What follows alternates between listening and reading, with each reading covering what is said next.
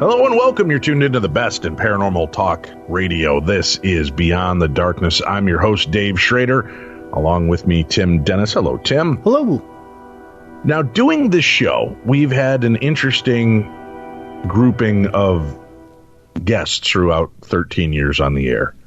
And some of the most fascinating guests are often ones that don't have books or documentaries or published accounts of their stories and haven't appeared on 100 TV shows. Often it's guests that have talked to me behind the scenes. Mm-hmm. And Tim, I've got one of those today. Okay. And now I'm gonna forewarn you. I mean, I've been talking with this guy off air for the better part of the last half a year. I think it was around June of 2018 we began corresponding. Okay.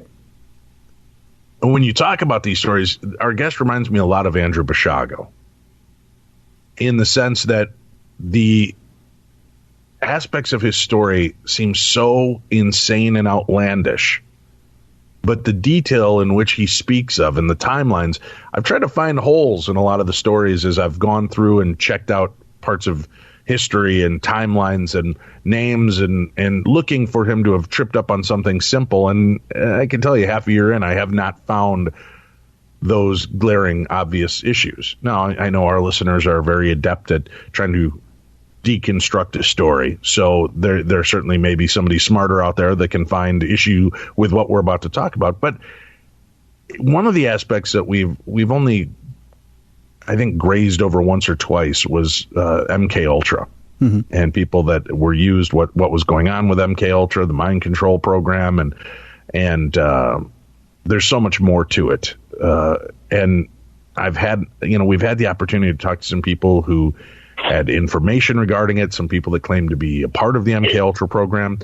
And our guest today is going to come on to talk to us specifically about two parts of his history. One involving the assassination attempt on Ronald Reagan and another involving aliens. So his story is long, windy, twisty, scary, unusual, to say the least. But focusing on two parts of his story is kind of where I want to be today. We can certainly revisit with our guest in the future and go down other rabbit holes together, as he's very open to this and understands. Part of what I liked in our private conversations is he's very open to the fact of, I know this sounds insane, but it kind of, again, it's one of those stories that lends itself to, the more absurd and insane it sounds, Tim, the more believable it kind of feels. Because if you were going to create this underground network of killers and mind-controlled people and all of this, you would want the story to sound as absurd as you could and put these operatives in the most bizarre situations so that it sounds completely incredible. I can see that, and easy to dismiss. Mm-hmm. But it's to the amount of detail and names and such. Now, again, we on the show, I just got to be upfront. What we're about to hear is simply the story is told by our guest. We do not endorse or condone any of the specific topics that will be covered. I don't know where he will go, and sometimes it's like pulling a pin on a grenade when I speak with him. I'm not sure where it's going to go or how it's going to go or what names may be dropped, but I just want it to be said that we in no way endorse, any of this part of the story. We're simply here as observers to hear one man's tale, and as a survivor. I will ask him, as he can hear us now, to be cautious with what names he drops, because, or at least using allegedly as part of the terminology, so that we're not directly implicating anybody famous or well-known, or anybody for that matter, in this scenario. Leaving ourselves up for litigation or anything. But this story just seemed to kind of transcend many of the different aspects of what I look for in a guest. And like I said, that there are so many bits of his story that line up with historic accounts, which you could say, well, sure, if anybody knows history, they could do this. But then to know specific ages, dates, information about the people, it's at some point, man, I have a good memory on some things, and there's just no way I could get this deeply entwined in a story and not screw up if it were fake. So again, it's one of those, I'm not sure where I stand. It's amazing to hear, and it can be very unsettling, so our listeners should know that up front, because this MK Ultra program, Tim, reaches very deep. Of course, it's a lot of it is abuse towards children. That's why I wanted to try to skip through some of those aspects, because I know that can be a turnoff to a lot of the listeners, and wanted to focus on a couple of specific points in this man's story. So you'll know simply by talking that this man has gone through a lot and has been subjected to unbelievable mind and physical and sexual torture throughout his life. So we can kind of, do a cursory sweep over that aspect to get to our story. All right. So strap in, get ready, and we will launch as our guest now joins us on the show, Randy Turner. Randy, thank you for coming on to share your story today. No problem. I know this is tough, and I know that you've been on the fence about even coming forward with this. This was more along the lines of you would chime in after a certain guest we had to give me some other background information and insights, and or ways to challenge some of the guests' claims, and you would give other sides of these stories. And you have not really been willing to come forward to share this, which was also part of what intrigued me about having you on. So I appreciate that. This hasn't been something you're looking for fame and glory out of, and that you've just slowly, as memories are returning to you and your comfort level with me has grown, willing to come forward and chat. So I appreciate you doing that. Yeah, you're welcome. Thanks for having me on. One of the reasons, as you said, was these memories start to return. And when I first started recalling this, I literally thought I was going crazy. I went to the hospital, I had an MRI done, and then I had ended up meeting witnesses, and they confirmed a lot of these memories. And so let me get this right. At around the age of 11 or 12, you were introduced into the MK Ultra program, but abuse and sexual abuse had happened to you, drugging, at a much earlier age, but it was around the age of 11 or 12. Yeah, the drugging started at 11, and this was after the incident I'd spoken to you about. We don't need to get into. But previous to that, there was a high-profile celebrity that had molested me when I was a child, and I believe that me ended up in this program has all connected to that, what had happened to me when I was 4. So, so you begin. They kind of indoctrinate you into it at the age of 11 as the beginning of the that's program. The first time I was drugged, and they had found out the drug worked on me or whatever. Well, let me ask you this now. I met Bill Colby. As you know, That's when I first met. You said as an adult you started to have these memories return to you. So do you have an idea of when they shut you down and what that time frame would have been between when they shut you down and when memories started to return? Was it 1 year, 5 years, 10 years? Well, that's the whole thing. This isn't the first time I've started to recall. Now that my memories are getting clearer and clearer, I've went through this before. When in the 1980s, I had a head injury and had amnesia. And when my memories started coming back, and I started, raising hell about it, they had ended up shutting me down again. And they do all kinds of things to you. They will frame you for crimes to keep you quiet, threaten your family and friends. They can drug you and make you do things. So you would have different cycles in your life where you would start to retain or start to regain, I should say, some of these memories, and then they would shut you back down again? Yeah. Okay. In fact, for instance, I have a full memory of what my life was like in my regular memory without having known about this MK Ultra shit. Sorry, guys. So I have this memory, and when I started recalling, I had recalled being in the military. I was never in the military. And then sure enough, I end up digging through this stuff, and I find a photo of me. And when I see the photo, I start recalling the men and where we were at in South Africa, and how I ended up getting there was part of this punishment that Bush Sr. dished out to me for punching one of these military commanders. It was Stormin' Norman. So part of my punishment was being sent to this place in South Africa. I found the photo. I know it really happened. So, I start seeing photos and found a video that proved that I was, and started recalling the trial of Reagan and the shooting or the assassination attempt. So all these memories come in, and you're thinking you're going crazy to begin with, then you start finding evidence and getting people to talk.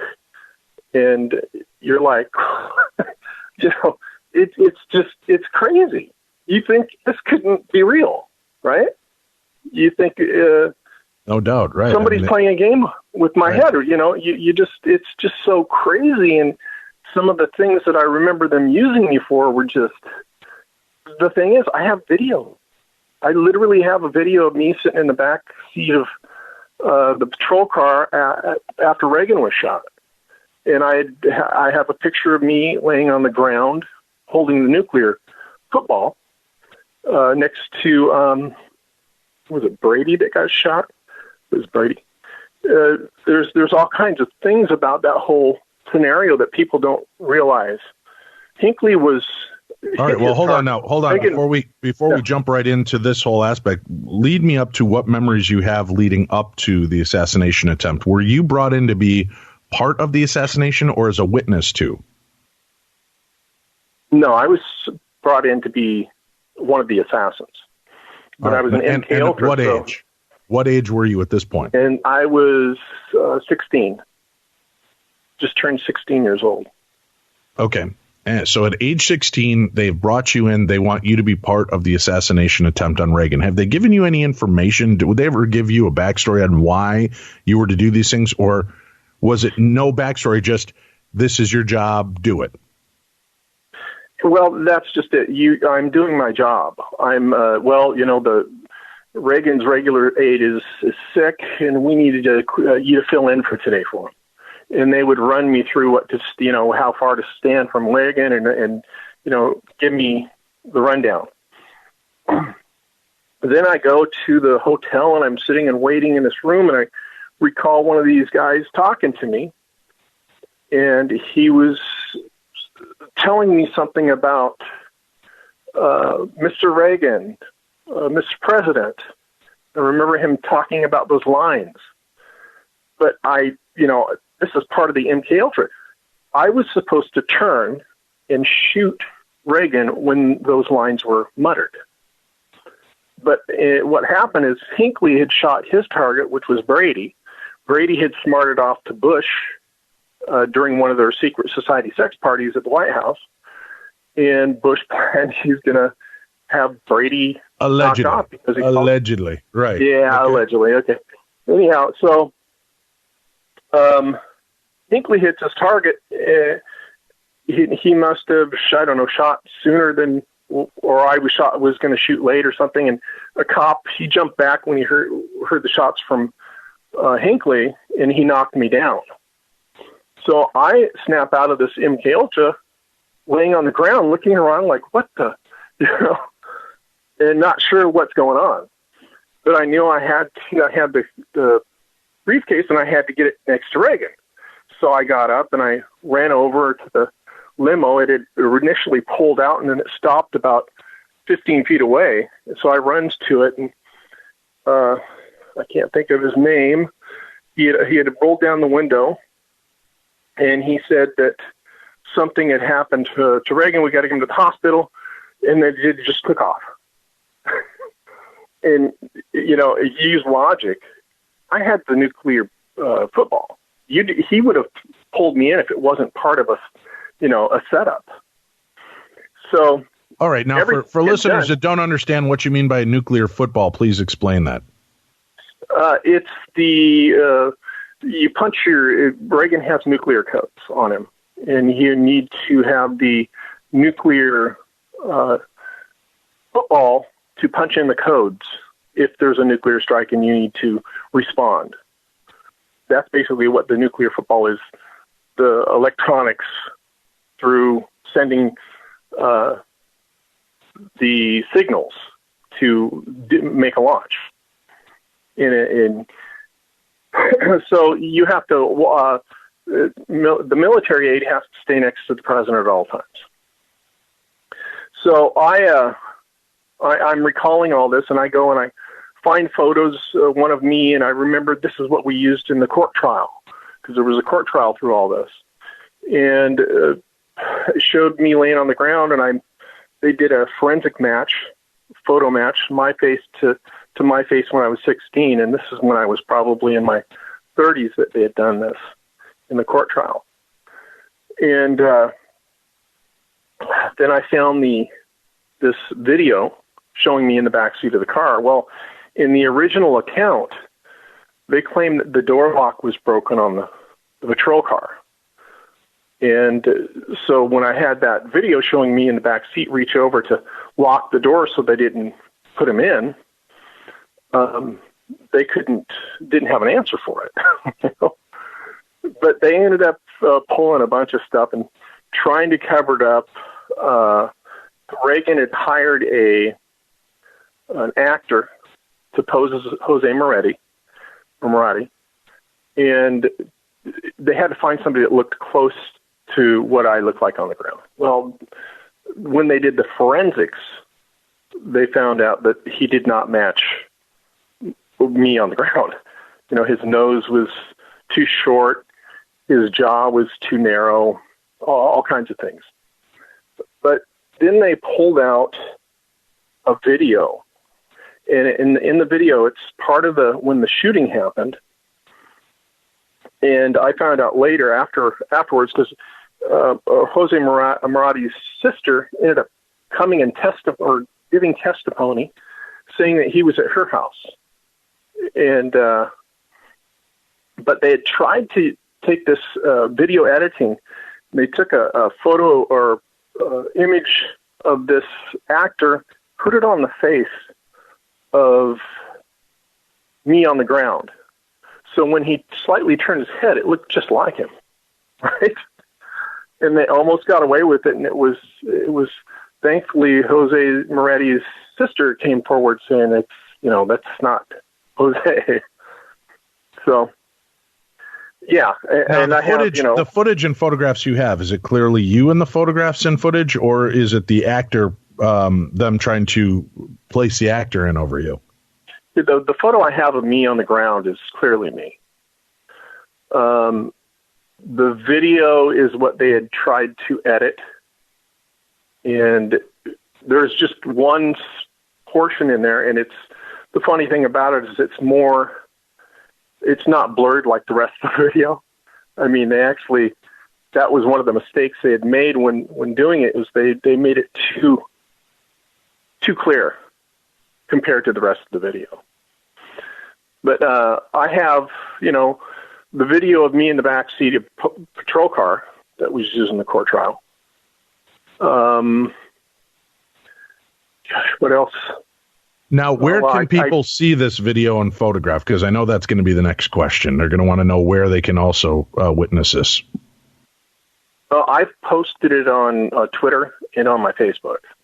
Okay. And I've also posted parts of my story as I was growing up, stuff that had happened, and it's kind of brings them along so they know how I started out and what had happened when I was a kid, and then when I was a teenager, or when I was 11. It kind of gives details of something that had happened that brought Colby in to start drugging me. The parts that I have not added would be, I think I had deleted most and just decided to start out and bring people through my story. And the part I have not divulged yet would be how the CIA ended up using me to infiltrate the mob, and how the FBI ended up getting involved. And part of that, the reason I haven't really gotten into all that is I still have so many foggy memories that I'm trying to, put together. I have photo of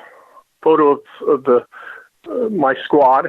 We were sent into Panama, and Colby is the one who sent us in, but he'd actually sent us in to be killed.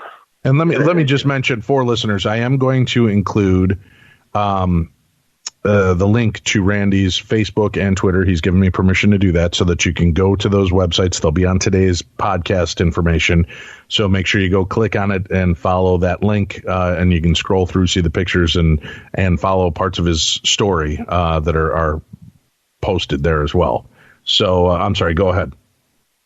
So I was in Panama, sent in. We had gotten shot down when we were the first ones sent in to over the airport, and they had shot us down. We'd lost our pilot and commander, and then we had gone on to catch Noriega. All of this was covered up. Everybody in my squad ended up being killed except for me. And come to find out, it was Colby and Bush both wanted me dead. And they figured out for sure I would have been killed because Bush had known and Colby had both known Noriega and all these, because they dealt drugs through him. They had, he was CIA. So anyhow, they had ended up trying to get me killed, and so miraculously ended up surviving, the only one who survived. And then they had tried to pin it on me, saying it was me that, Colby's not testing up to anything no more than he did when he did the Plum Island crap. And I'm on this drug while I'm there, and the drug is something that they're like a vitamin they tell me to give, right? Take every day. And I recall waking up in a tent. And the Colby you're referring to, just so people know, is William Colby, the ex-CIA director who died under mysterious circumstances. But go ahead. So I wake up in this tent, and I'm like, where the hell am I? And this is how weird it is to the way MK Ultra works is, and people have different theories on this. I hear all kinds of stuff, but from my experience and what I know is this drug that they use kind of keeps you in this, allows them to put you in this alternate state, this alternate personality that they use. When that drug wears off, your memory is basically gone of all that, everything that was you did while you were on it. So here's what I figure must have happened is I wasn't taking this drug after I had gotten back after my men had been killed, and I was laying in this tent, and I woke up and I'm looking like, what the, I'm thinking, where am I? What happened? And I'm thinking, okay, did something happen to me? And I'm in a military unit. I'm just like freaking out. And I remember a well-known military commander who was there, and he had said something about, I heard about this, I know about this, and he was telling the other guys there it was real, and I'm like, what's up? And I told him, I gave my name and my phone number back home to my mother's house, told him who I was, gave my social security number, and I called, and she said she didn't have a son. And I'm like freaking out, right? I'm like, I go over and I look in this, try to find a mirror, and they had one of those metal mirrors, and I look in it, and it's like, it was me, but I was like changed. I was older, and I was heavier. It was just, I remember it. Weird, right? And they're all talking about this secret program. And I'm like, okay, I'm getting the hell out of here.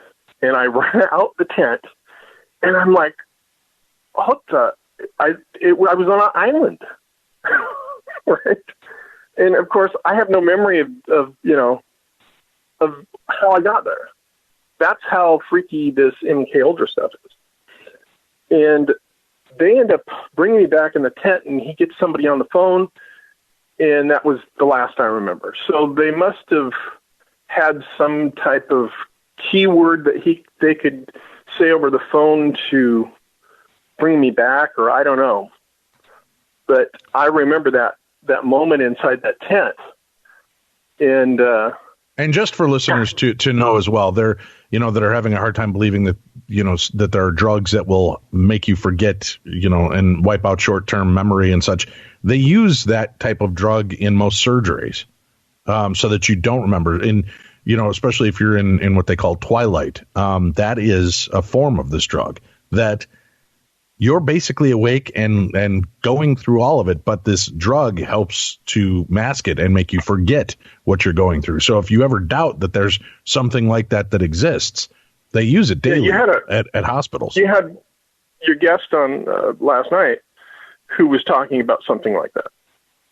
And right. When you're saying last night, you're referring to the guest that I had on Midnight in the Desert on Tuesday evening, right? So talking about right. military and how that drug, they would use it for pilots and kamikazes and stuff like that. Now, I did bring up a drug name when I was in court for the Reagan assassination stuff. And I had recalled this actor I was at Reagan's house, and it was for a poll party, waiting for the polls to come in. And I lost the child that I was taking care of, and I couldn't find her in the house. And I'm like, I started going through the house and looking through all the doors and opening all the doors. And one door I opened, and it was Ron and Nancy, and they were getting ready to mate. And he starts yelling, and so this actor, he runs in behind me, and he's, oh, no, don't worry. He said he had me on the adrenochrome. And this is when Reagan said, oh, really? And then they proceeded to have me do something to Reagan sexually. That was the first sexual assault by president, but it wasn't the last. So adrenochrome. Now, just out of curiosity, if you're on these drugs, how can you trust your memory so clearly that how do you know that you weren't given these supplanted memories, or that you saw them having sex and somehow you transplanted yourself into the story? No, because we brought it up in court and I proved it, and I won the case. Now, again, you bring up the court. I have thought about. Hold on one second, Randy. Most people are going to then question, okay, court, what court case? Why have we not heard about this kind of court case? So right. You have to kind of explain how that all goes down. And and you have to understand that this is where the sense of, unreality kicks in, is the fact that, it seems like you taking them to court would seem pretty, or a court case being brought up against you that is a sealed court case nobody knows about. Why would they even bother going through this if they are so powerful? It would just be as easy to give you an injection and bury you and be the end of it. So first of all, how do you have a court case without people knowing about it? Talk to us about those sealed cases. Well, there's plenty of sealed cases that people, it's like when Congress goes in to talk about things behind doors, you never hear about it. You don't know what they said in there. It's the same kind of thing. Everybody, there's a secret society that runs this country, literally, deep state. That was, they're criminals. And they use extortion videos, and they will take and put people into positions of power. Let's say, they will want to get somebody to be a new congressman or congresswoman. They will actually go out and they will pay for them to get into that position. But before they do, they will compromise them, and they will hold this video against them, and they will control them. And that's how America works. It's been like that for who knows how long, probably since the 1800s, At least as far as I know, as long as I've been alive, that's how it's worked. And it's the rich and wealthy who right, but you understand the question is, why do a court case to prove this if the people in the higher ups and the people of the court system are already aware this is going on? Yeah, there was I had a lot of people that were involved. There were family and friends that were involved in this. There were celebrities who were involved in this court case. It would if it had gotten out, it would have been bigger than the OJ trial. But they have everybody that's involved. There's like two factions in America that fight against each other, and it's these billionaires. And so one of them must have been working on my side to get to Reagan and Rockefeller and Bush, and so they seal them up. They don't. I mean, there's highly classified stuff that's brought out in these court cases. Nobody would believe the story about the sex ring at the White House. Well, Tom Brokaw, he had gone and done an announcement on I think it was NBC at the time, talking about it. So there were people that knew about it, but money, you give somebody enough money, they're going to stay quiet. I've been through like 5 trials. Okay, but again, the question comes in though, Randy, of who would give you a day in court if this is all true? I would assume they would bury you before they would ever allow any of this to get into court and be made public in any way.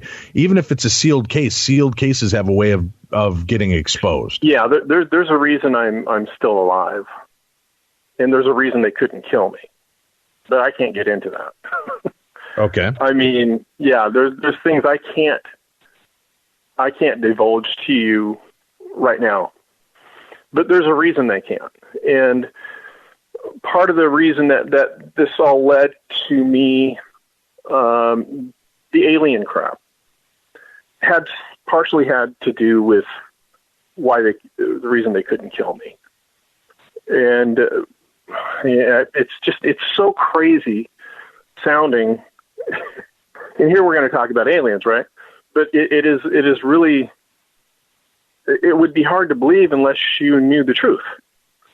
But I think once your listeners see the photo of me in the video and hear the story, they'll realize it's real, and there's no way I could make it up. I mean, how am I going to make this video up? It's on NBC's website, which was part of my trial. I won rights to those videos. Doesn't that sound insane to you? Why would they allow anybody to get rights to anything that could prove any part of your conspiracy? It's like I said, there's 2 different factions. I had on my side, I had the billionaires that were fighting against the other billionaires, basically. And so they keep it quiet. They, seal everything up. They pay everybody off. They paid everybody in the jury off to keep it quiet. I mean, there's videos that I've been seeing that have come out, like during the Vegas shooting. There was a video that came up that happened in Tropicana. It was an armed escort. I'm like looking at this video. I'm like, I know that, I remember that. But I couldn't remember what it was about. And then slowly over like 2 weeks, all these memories start coming back of it. And I remember, we had robbed a Saudi prince, and, I had to get proof that this did not happen in 2017. Right. So I call up the Tropicana and I record my conversation with the people there. I recorded some of the employees that had been there that long. One that had been there for 12 years and said it happened before she was there. So I'm thinking, well, how could that be possible? And they have this, well, they edited the damn video. They did some editing like they did with the Reagan crap. They put updated, there's some magician that was there in 2017. They actually put this in the video to make it look like it happened in 2017. It's like they're posting these videos and it's all a cover-up. To cover it up. Now wait. So wait a minute. The shooting that just took place in Vegas, a year ago? In 2017. So, okay, 2017. Yeah, they had a video. Yeah, they had a video. Are you in this video? Yeah. Yeah, you can hear my voice. In fact, I did a voice recording of me saying, hands up, like I had when we had walked into the lobby. and my voice matches. And I had sent that to somebody else, some other people to listen to it, and yeah, it sounds exactly like you, you know? No. And it's me. No, wait. I know it's me. I got to call time out here. Hold on. So what shooting were my two friends in then, Randy? Okay, this was not part of the shooting. This video was brought out, and people were posting online saying, "Oh, this is an escort out of the Tropicana during the shooting." That's when I had looked at this video. I was watching these videos of the shooting that was going on in Vegas. I'm like, that wasn't. I remember being in there, right? I remembered the video, and so I knew it didn't happen during the shooting. But there's like 6 or 7 different people posting YouTube saying this video happened in 2017. Somebody had gotten some guy to claim it was him in the video, and he was there helping escort some Saudi prince out. That's what this guy had claimed. But there's no way that could have been possible because it was me in the video, and I was here in 2017. So I'm like, they were reusing the video from long ago to try to paint a narrative with that. Yeah, and why I have no idea. Why would they even post it? What if I never remembered it? You know, I mean, what's the reason for them posting it? You know. So, anyways, I call the Tropicana. I speak to a bunch of employees. I speak to the legal department, and they said, no, it didn't happen here, not since they owned the place in 2015 when they purchased it. And talk to employees, and they all say, nope, didn't happen here. Somebody's posting this on Face or on YouTube claiming it did. It didn't. So, yeah, and this is all this MK Ultra crap that I'm dealing with is like, okay, I know what happened. I know it was me in the video. I remember exactly what we did and how we had went up and went in as police off. We had a few of us dressed as police officers, and we had medics, a few of us that were medics, and it was the way to get in and get up to his the Prince's suite, get onto the floor. And I remember we went one floor below, and then we changed into the gear that you see us all in the video, and then we had went up, I believe, through the service elevator to get to his floor. And we went in and we robbed him. And it was connected to, we had robbed him, and it had some connection to this prince raping some girls in Hollywood. I don't know if they were maids or if they were call girls or what, but I guess he had raped and beat them. And I think that was related to that, and that's how that had happened. But they had used that drug on me, and everybody that's in that video is on that drug. And it's not just people in government that have this drug to use on people. It's people in Hollywood use it on people.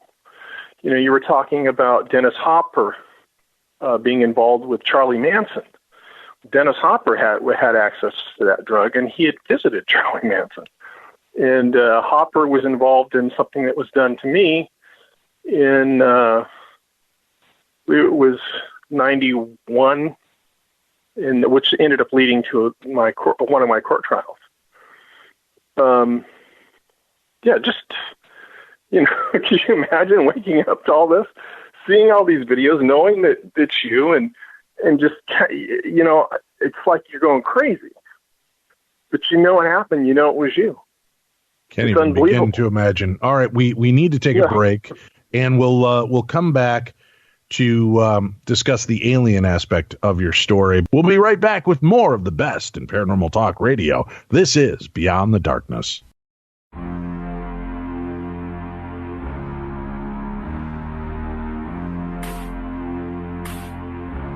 Beyond the Darkness.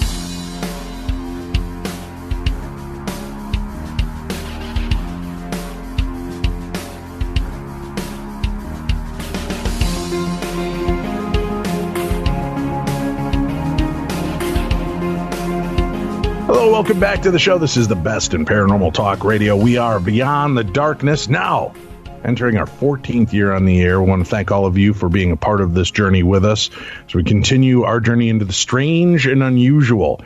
We are here. We're having a conversation with Randy Turner, who is an MK Ultra survivor, has been telling us some fascinating aspects of his history, talking about the Reagan assassination, his work on that, and some of the other stories that he's shared between that. Tim, was there any follow-up you had before we launch into the alien aspect of the story? Was there anything that you felt you wanted to revisit? No, actually, Randy and I were talking off air for a minute. I got confused as to what the video was that he was talking about. We ironed it out off air because I was confused as to the video that he was talking about, but I got it worked out. So, and the video being the video from the shooting in Las Vegas in 2017? Yeah. Yep. Okay.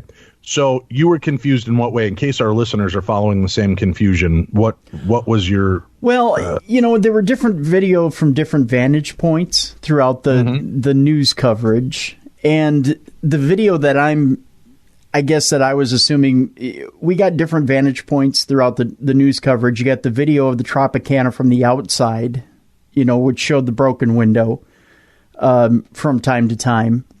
You got the video of the square where the concert was being shown. There was just different vantage points. And then when he had mentioned, when he finally mentioned the vantage point in the different video specifically that he was talking about, that's when it cleared it up for me. That's when I said, "Oh, okay, I got what you're talking about." It was video from inside the Tropicana. Then I knew what he was talking about. I thought he was talking about outside shots of the Tropicana. So what you're saying is that video was kind of trying to take a different look, trying to it was disinformation about what was really going on for that shooting. There is an MK Ultra theory having to do with the outside shots of the Tropicana, and again, we're going to go down a different rabbit hole if you want to go down there. We don't have to. Having to do with the broken window on the outside of the Tropicana, and that window being repaired shortly after, and all that other crap. We don't have to go down that if you don't want to. Well, do you have more? I heard that there was a shooting or something also at one of these casinos, and I don't think it was Tropicana. I think it was somewhat place else. So all these videos get thrown online. They had thrown this video of somebody being escorted out of the Tropicana, claiming it happened during that shooting, and it was a prince that was being escorted out. It wasn't, and the video didn't happen there. And like I told you, I got proof of that. And it may be that people, this cabal, people involved, might have posted that video thinking, I'm going to keep my mouth shut. I don't want the prince of Saudi or the king to know that I had robbed, but it was all a scam at the time. And I remember this later, that whole thing they had done to me, drugged me up and these other guys to send us in, and it ended up being, they had done it, and it was linked to Bill Gates and Al-Walid, and it was to keep me quiet. So Yeah, and I think that might be that they posted it maybe to thinking it would keep me quiet. I've seen a number of videos posted where I'm in the video. There's one in France when I was working DIA, Defense Intelligence. I remember at the time that we were at this station in France, and there was some hoodlums at the station messing with people in the station, North Station, and they asked us to go along with. And so I seen this video pop up, and I'm like, that's me. And I remember that whole thing that happened, and I remember I flipped this guy over on his side, and his hip had hit the ground. I thought it broke. It hit so hard and made the stud. And so I was in the video. You can see me asking him if he's okay after I had done that. And it's like, so what are these? Why are they doing it though? I just, it's bizarre. As I'm coming out and starting to remember all this stuff, it's mind-boggling. I have to figure out why they're doing it. Remember why they had done it before. For instance, that Vegas video. It was all part of trying to keep me quiet, thinking, the Saudis are going to kill me if the video goes public. Well, I contacted the Saudis to find out who that prince was. I couldn't remember who it was when I was looking at the videos. Like, okay, I remember the robbery. I remember Al Walid was in the suite at the time, and I remember this prince that we had taken with us until we had reached the exit, and then we let him go. And the guy with him was FBI, and he was investigating something about property, some fraud with property that was purchased or something. It's like people would have no clue how crazy this all is and how maddening it is going through this. At the same time, they're basically hitting me financially while I'm going through it, putting all the pressure they can on me. So let's get back to the Reagan shooting. I was explaining to what was your name? I'm sorry again. Tim. It's Tim. Yep. Tim. Yeah. Tim. I was explaining to Tim that whole thing with the Reagan shooting. It had to do with the U.S.-China trade agreement. Bush was speaking to, I guess I can't think of his name, but he was speaking to one of the staff about arms, trading arms, old stock arms to China and making money off it. Because he was in the office when I asked Bush to get it changed, and I wanted it changed because I had invested money into Microsoft and told Bill that I had a favor that in the White House I could get it changed. He wanted to compete against Apple, and he couldn't. He didn't have the employees. Well, just go to China. So you can't go to China because there's the trade agreement. So I ended up telling him I'd get it changed. So I asked Bush, and that's when he said, no, we're not, and then that's when, I wish I could think of his name. Was it Weinberger? No, it wasn't Weinberger. Alexander. Was it Alexander Haig? Nope, not Haig. It's, I'm just drawing a blank. So it wasn't Secretary of State or George Shultz? Not Schultz, not I can't. I'd have to look it up to look at the staff to remember it right now.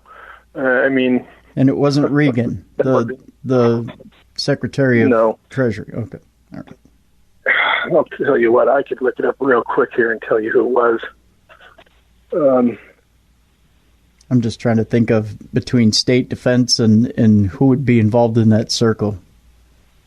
Well, he had the one who stopped Bush and said, hold on, we could, if it's changed, we could sell old stock arms to China. Okay, I have it here. Let's see. It was Caspar Weinberger. That's who it was. Yeah, Weinberger. Yep. Caspar. Yeah, okay. Caspar Weinberger. Yeah. So it was Caspar he was talking to, and Caspar's the one who said, well, hold on. Something so fast we could. And he'd said, we were talking to George alone, and they'd sent me out of the office. So I'm listening through the door and hearing him say, that he could trade old stock arms to China. And that's Bush came out and said, well, I'll tell you what I thought about it, and we'll go ahead and we'll try and get that changed for you. Well, he had brought this to Reagan, and Reagan denied him. And that's when he had come back and he had said, oh, we're having problems with Reagan. And he had walked into William Casey's office. And I was outside the door, and they'd left the door open a little bit. And I had heard Bush saying, well, if he doesn't cooperate with us, we'll just do to him what we did to the Kennedy brothers. And that's when I had found out who had killed the Kennedys. Yeah. Yikes. So, all right. So now you're you're in this. Now, how do these memories come back to you? I mean, do they come back to you in a linear form? Do you get flashes of them from different aspects? How exactly do you recall this information when you do? Well, I was looking at photos when I had first started recalling this. And I was looking through the Reagan. I had recalled something about the Reagan shooting. But I wasn't sure what exactly. It was like I remember being there when the shooting happened. I remember the shots being fired. I remember being on the ground, and I had that flashed in my memory. So I'll start going online, and I'm looking at these photos, and it's like, oh. Then I see my photo of me, and I start recalling, and then little details start coming back, and more comes back. Gosh, it must have been 6 months, maybe a year ago. I had posted in video my story of what I'd recalled. At the time, I hadn't recalled Hinckley and Brady I hadn't recalled the argument that Bush had with Brady at the White House during the sex party. And he called Bush a son of a bitch. And then I remember that was how they'd end up getting Hinckley to shoot Brady. And Bush had used Hinckley's father had owed tax money on his property or something. He was going to take it away unless they let him use Hinckley. Hinckley didn't spend his time in a mental ward. I went and, after I found out what Bush had done,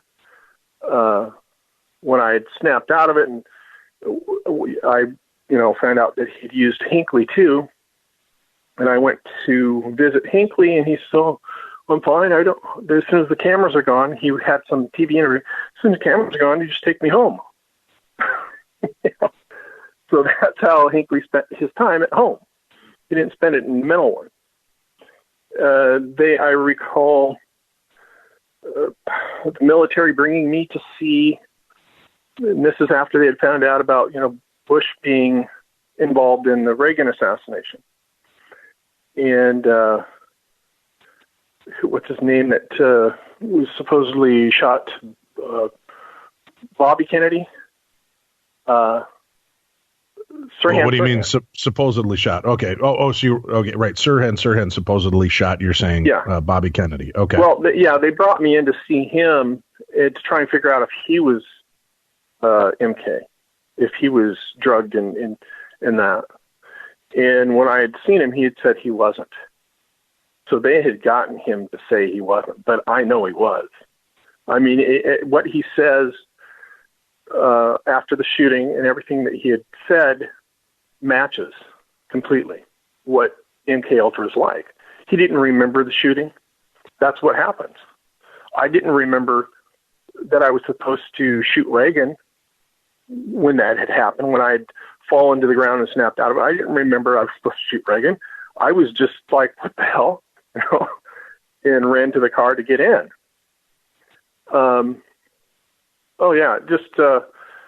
So they must have threatened Sirhan to not say anything, to say he they didn't want him claiming he was MK Ultra. That's what I figure. Okay. I'm sure he was. And the same with, what's the name that supposedly shot Kennedy? I'm just drawing blanks with names for some reason. Lee Harvey Oswald. Oswald, yeah. He was MK. If he couldn't remember, and they're sure that he took part in the shooting, I do remember Bush saying something to me about there were, they dressed up as hobos when they did the shooting, and then they had other hobos take their place. So the hobos they took in weren't the hobos that other people thought. It was basically a switcheroo, you know? And that's how they had done it, dressed as hobos. Unreal. Now, yeah. I know we've got the limited time left together here, and you'd wanted to discuss your connection to aliens. And the alien videos. Yeah, right. So please feel free to fill us up. In 2010, I had actually posted those. The account is Ivan0135, and I posted them, and they were taken down immediately. And I believe it was the FBI who came and got me, and that led to the another court trial. And then at the end of this court trial, they ended up allowing the videos to be posted, but they had to add something to them. And the reason they added it is they didn't want foreign countries to believe it was the U.S. that had these or made these videos, or that where this alien came from. So they had put a Russian logo on it and done all that. I didn't do any of the print that was in there. I just took the videos, and they found out I had these abilities when I was MK Ultra'd, superhuman abilities, the kind where they have people saying they saw me killed, yet I'm still alive, that kind of stuff. So they ended up bringing me to see this alien, and I remember when I had first gotten there trying to see if it could hear me telepathically. So I'd look through the window, and it was sitting at this table with somebody speaking to somebody or communicating with somebody. But it didn't respond to me until they brought me in the room and it looked me in the eyes. Then it could hear me, speak to it telepathically. So I explained to it that these people didn't represent mankind. They're, trained military, and they should have done everything they could to try and help you get your ship fixed and back home or whatever. And told it, I remember asking it if it could help me figure out a way to get it out. So it had me, I went up to it, I asked to see its ship. They brought me up. I put my hand on the ship, and it came to life. And I told them that they need to get him up here now or it's going to explode. The ship was going to explode. And they believed me. There was a little bit of argument both between a couple of them, but I told them it would take out the whole base. So they ran down and they got it. And it had asked me to come with it. And I hesitated, didn't want to go. And it talked me into coming and said it would bring me right back. So I recall going into the ship, and there was these really small seats. I'd sat down, and I was concerned because there was no harness for me to when it started moving, I'm thinking the ship's going to move, I'm going to fall off this little seat.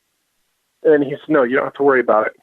Telepathically told me, you don't need to worry about movement. And sure enough, it seems like a minute later, we're at wherever it took me.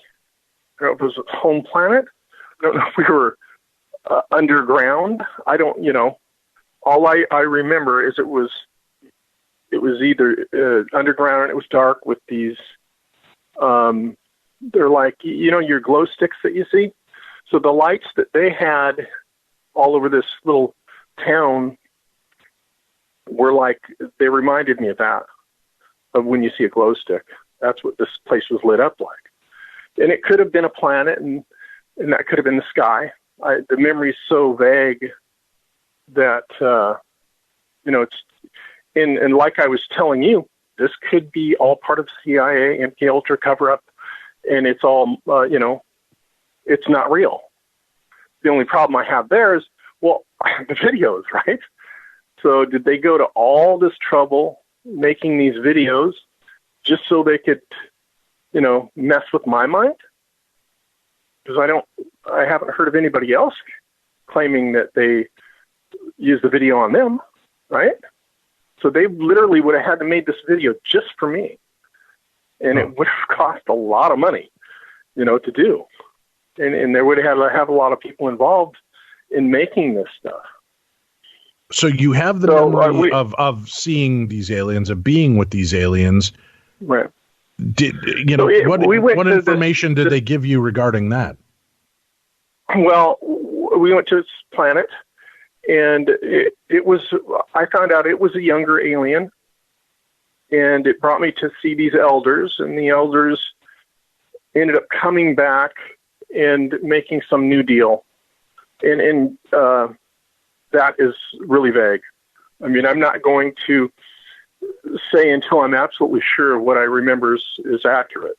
So I'm not going to get into that part of it. But there was a deal that they had with the U.S. That was changed, and it was due to me telling him and explaining to him that, this is not how mankind is. These are military people are trained in military, and they're, war is how they take land from people and, take over the world, basically. So the conversation I had with the telepathy, using telepathy, I recall speaking to it about a bunch of different subjects. One of those subjects was how I explained to it that these people in government were using sexuality to hold over other human beings and is to control them. Basically, how they use extortion videos, these adults with young, and it was amused by it when I had told it, and so they see sexuality completely different than we do. And then there was the problem with people in how to fix the global warming problems. It was a conversation I had, and I had explained, problems with how it could be done and how it could be paid for, and it explained to me a way to get that done. And things like that. I can't divulge some of the stuff that I remember because I'm not sure if it's accurate. Those are things I need to wait on. What is it like to have to live a life like this, Randy, to not be sure of your own thoughts and memories, to have something spectacular happen, but you're always still left questioning? No, I'm not. I mean, I'm left questioning. I know it happened. Now, was it all part of something the CIA did to me to keep me, quiet or make me sound crazy? How do you realize that what they would have had to have gone through? I mean, that's one big theatrical, the cost, the people that would have to be involved. And if they wanted me to come out like that, why did they try to stop me? Why aren't, think about it. So my guess is it's real, and everything I remember is real. But there is parts of my memory that I think they use the aliens in. Conversations I've had with high-profile, some billionaires and presidents. There's conversations that I start recalling with these aliens, and they match what I had with these these other people. And so what I figured out is the only portion of my conversations with the aliens is what had happened at that time. And the stuff that I'd remembered since then is these forced memories. Because what I can remember conversations that match the conversations I had with these, the presidents, the celebrities, and the billionaires involved. So do you think then these are masked memories, and the aliens is what they're trying to put in your mind so that you don't remember that it was more important people here on our own planet? Well, I think they're using the alien portion of, I tried to expose aliens, right? I tried to expose this, and it happened a long time ago, and it wasn't until 2011 that the video I made in the 90s, I finally got access to, and then had it, released it. So back in the 90s, is when that had happened. And I remember the conversation meeting them. So they try to use, well, hey, we got to cover up this alien stuff, so let's mess with his mind with this drug, have him make these conversations and make him think it were the aliens he was speaking to cover up these high-profile people that were involved in my life, So that's the portion where they try to make you crazy. The portion where I met the aliens and that, it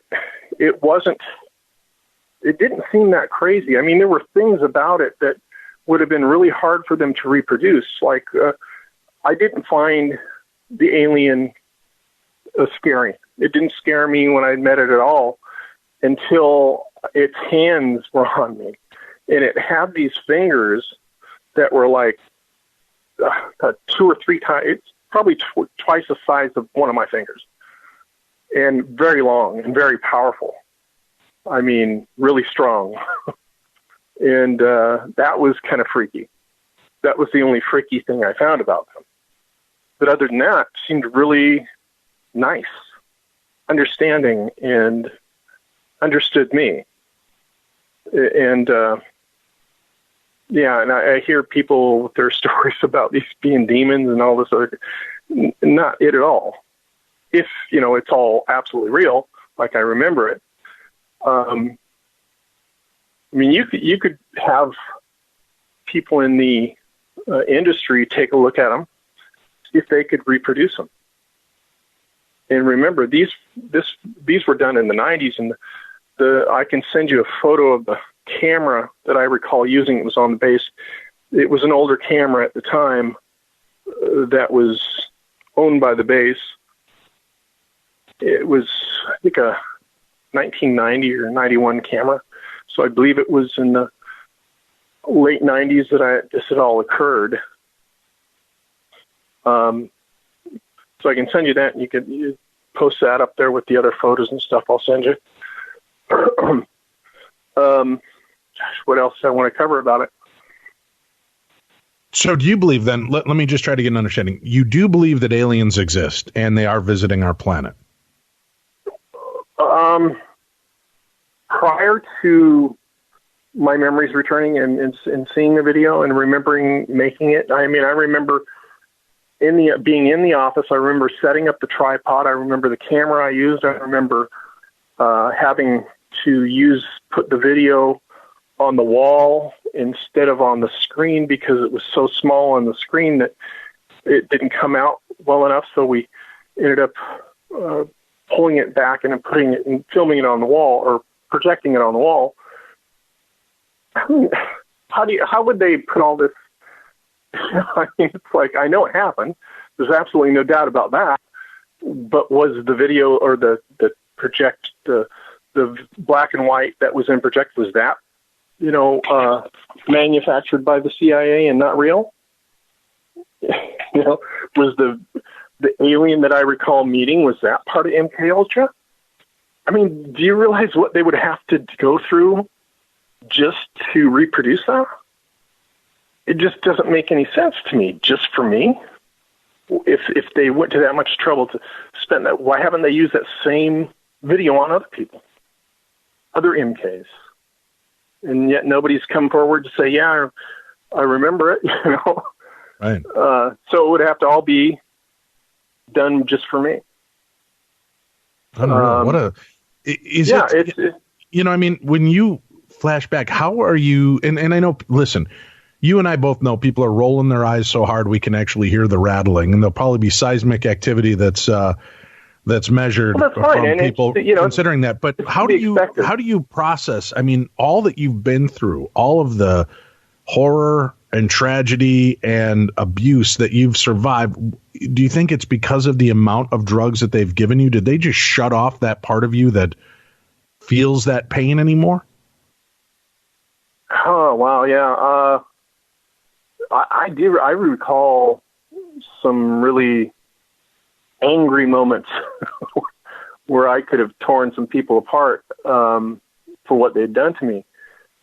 The Plum Island stuff where Colby had, he was testing and he had lured me onto this island without drugging me up as far as I can recall, and said that we were going to do experiments on other people and recruited teenagers in, and it was supposed to be to try and give them the same abilities I had. And so they were doing ESP or remote viewing, all kinds of different things like this. And he had ended up trying this, where I have this like superhuman strength when protecting kids or women that they had witnessed. And I ended up killing 2 of these grown men when I was 16 who had broken into the house and tried to, well, they tied me up and they tied the girl up that was there. I was watching and I just lost it. And when they tried to torture her, because they were doing MK Ultra techniques on us, and they were trying to get this child to enjoy seeing me in pain. And they had used, what they do is they drug us up or you drug people up and they'll torture you, and they will use sexual stimulation while they're saying things to you. And it's just so bizarre. Like when what they'd done to this child is they were stimulating her sexually while they were torturing me, and they had her standing in front of me. She was on the edge of the bed, staring right at me while I'm being tortured, and it imprints something in the mind. So subconsciously, when she's not on any drug or anything, she sees me in pain, and it gives her some kind of a joy or excitement. And that's basically how MK Ultra stuff works. And they can do some, I mean, they did this thing where they, to prove something, how it worked, is they took a tricycle and they got this guy to love this tricycle. He just had to, and so he was off it, and they took this tricycle, and he just like, this guy just, I had to have this tricycle, and he would do anything, and he was going to die if he didn't have it, That's what they can do with these mind control drugs. And it's part of how they do this pedophilia to all these celebrities and people who are in office, is they can drug them up and they can use this technique and this drug. And so when they come off it, they have no idea why they would have this desire. And it can cause them all kinds of emotional problems. It's just, I mean, who's going to believe this stuff? Who's going to believe this is real? And it's just going to keep on going on, and they're going to keep on doing it, and nobody's going to believe it. They have doctors and psychologists and attorneys that are all part of this cabal. I mean, I tried to contact FBI, CIA when I first started recalling this stuff, and I tried to start calling attorneys. Nobody will talk to me. Yeah. I mean, I have proof. I know it's hard to talk about a lot of this, and you've been reluctant for a long time to do this. So thank you for coming on to share these little bits of your story with us and giving us some of that insight. We appreciate your time. Mm-hmm. And for our listeners, again, fascinating stuff. Is this real? Can you imagine the horror if this is going on, if what this man is relating and so many other people are relating, how can we live in a civilization and in a world like this where our own leaders are doing these type of things to us and to one another? I think it's easier for many of us to roll our eyes and plant our heads in the sand and deny that this is going on. But it's something that I think we also have to be awoke for. There's a lot of horrible things going on. And as you look at some of these sex trade operations and trafficking rings and the names that are associated and stories like the Pizzagate and so on that are going on, and so many prominent people are starting to loosen and come forward, it makes you start to think that maybe there is much more to the stories like Randy has just shared with us. I'm not sure what to make of it. I don't know where this all goes or what this all means, but it certainly gives you reason to pause and reflect on just what a strange world we live in. That's it for this week. We will be back with you next weekend with more of the best in paranormal talk radio. For Tim Dennis, I'm Dave Schrader. This is Beyond the Darkness.